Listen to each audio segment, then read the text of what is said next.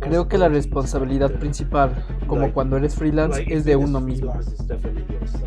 Organismos internacionales deberían cumplir una función como la ONU, como la UNESCO, como la Cruz Roja. ¿Por qué no los cascos azules acompañan a los periodistas en su labor? Somos periodistas, se supone que debemos contar lo que sucede y no fallar. No deberíamos ser quienes recibamos la ayuda.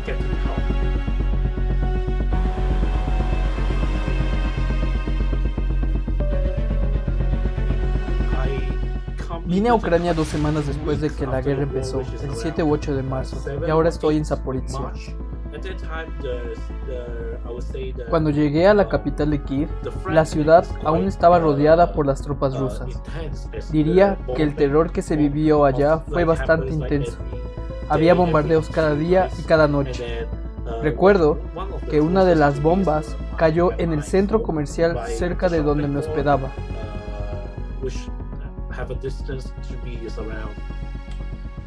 A unos 800 metros de distancia.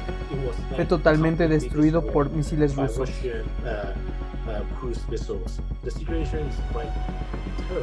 La situación da terror por muchas razones, especialmente cuando estás en tu casa y la bomba cae a 800 metros de ti.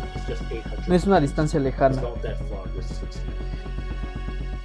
El miércoles pasado, la periodista palestina Shireen Abu Akleh, del medio Al Jazeera, fue asesinada durante un operativo militar en Jenin.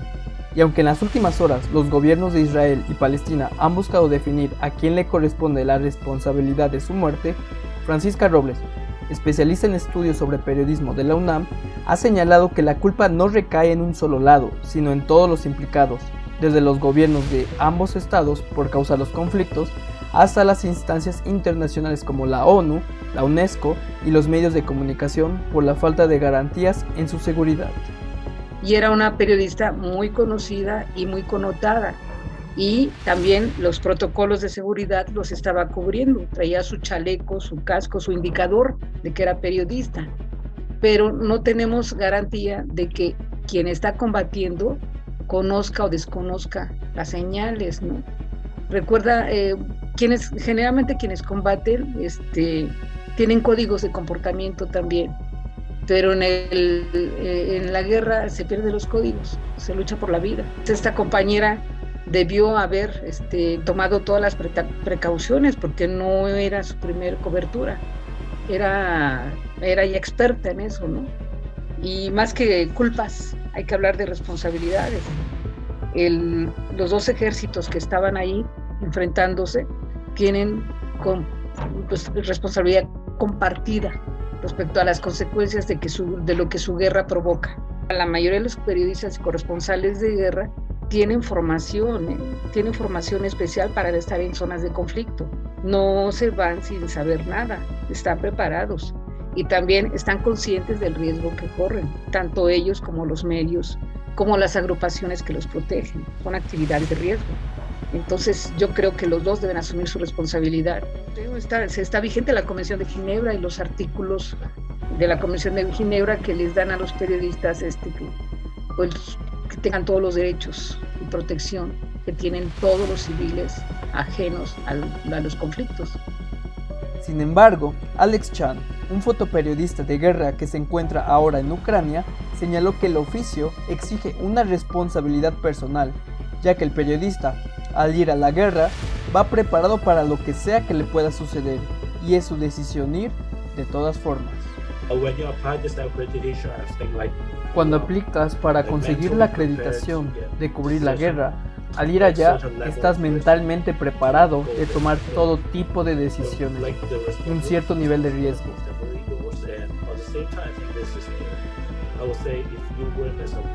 La responsabilidad es definitivamente tuya y, al mismo tiempo, cuando trabajas como periodista de guerra o corresponsal de guerra, eso es parte del oficio. No puedes culpar a otros por lo que te pase. Si mueres o fallas, tienes que hacerte responsable de ello.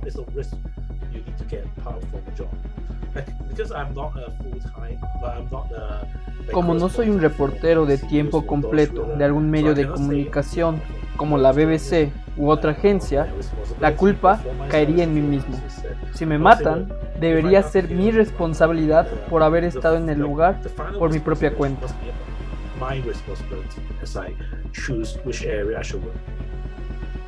De acuerdo con Natalia Rivera, investigadora de política exterior de la UNAM, la muerte de la periodista no corresponde a un crimen de guerra, a comparación de lo que sucede en Ucrania, y aseguró que se necesitan hacer investigaciones en conjunto entre ambos países para determinar quiénes participaron en el ataque. Para ser considerado crimen de guerra, bueno, pues esto implica considerar un número pues suficiente de personas para poderlo señalar así.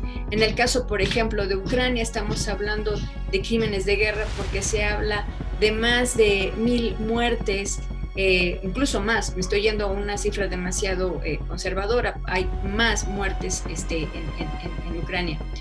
En este caso, bueno, pues si es la muerte de una periodista, pues se consideraría como un asesinato. Crimen de guerra pues implica un evento prácticamente masivo, no necesariamente en un cruce de fuego. El responsable pueda ser Rusia, probablemente también pudo haber sido Ucrania, no lo sabemos, se tienen que realizar investigaciones muy concretas. Incluso los periodistas cuando viajan dentro de Ucrania, una forma de hacerse notar y de evitar el peligro es poniendo el señalamiento de prensa en los vehículos que utilizan. Desafortunadamente, cuando hay un cruce de fuego, puede desafortunadamente pasar este vehículo cerca de esa zona, o incluso puede iniciar el inicio de hostilidades cuando vaya pasando, por ejemplo, un vehículo, y desafortunadamente en ese cruce pueden pasar accidentes. Ahí habría que investigar, bueno, en ese cruce, quiénes fueron los actores inmiscuidos en ese cruce de fuego, y pues en este sentido, las comisiones que se puedan formar determinarán la culpabilidad de quien haya propiciado o quien haya pues dado muerte a estos periodistas, porque no lo sabemos.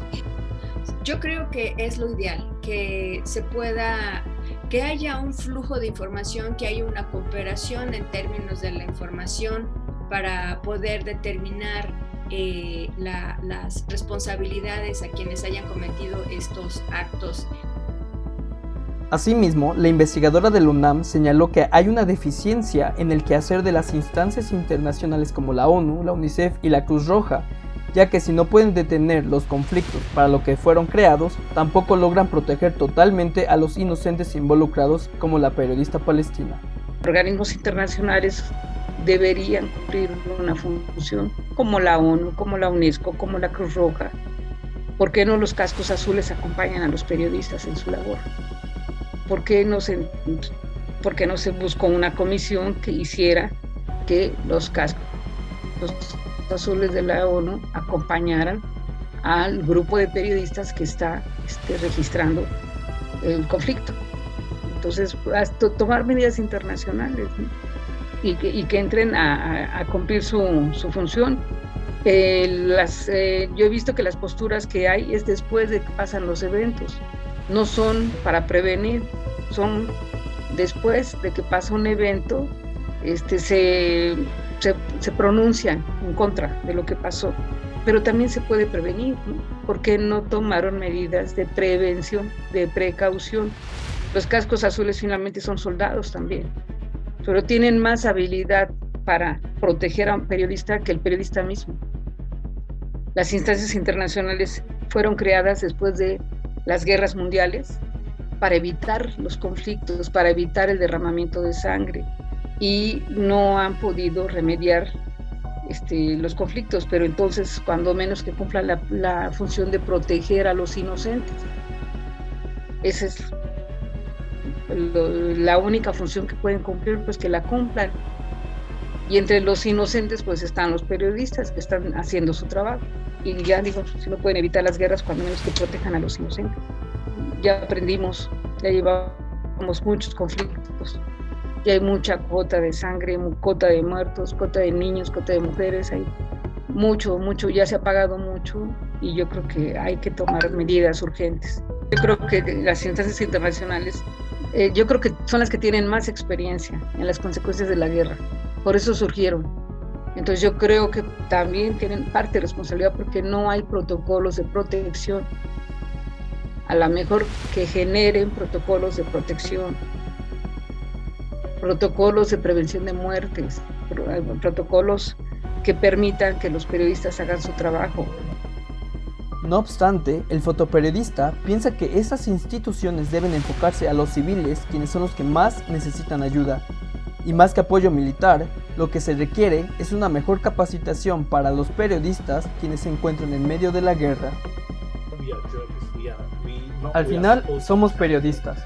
Se supone que debemos de contar lo que sucede y no fallar. No deberíamos de ser parte de quienes reciben ayuda. Podríamos necesitar una cierta asistencia de alguna forma, pero definitivamente no una ayuda directa, ya que necesitamos hacer nuestro propio trabajo en el campo. No estoy tan de acuerdo con el punto de vista de que la ONU o la UNICEF nos ayuden o nos den asistencia de campo.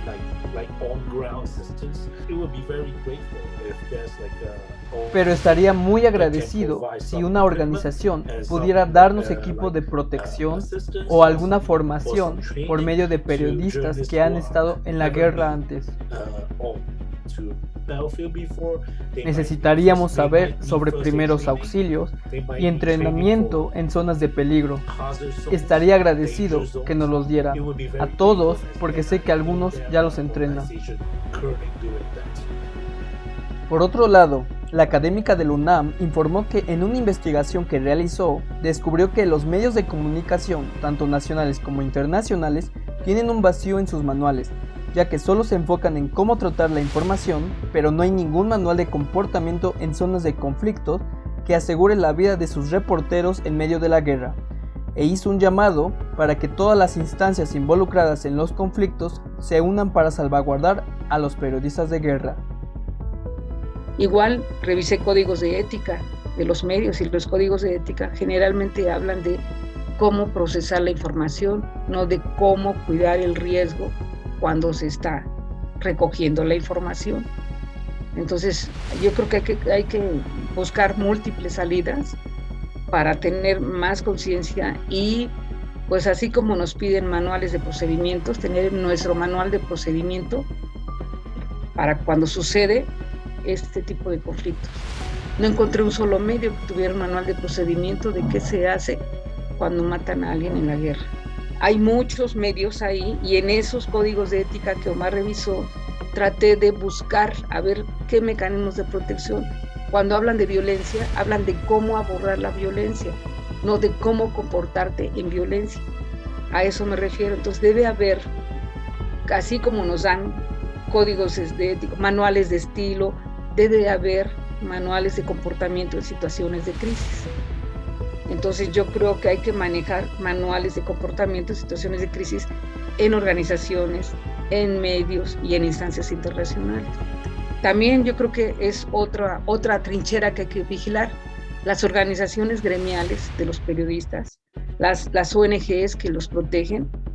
Vamos a ver si se juntan todos y hacen protocolos de prevención y de cuidado, porque no es justo. Entonces, sería pues más fuerzas, ¿no?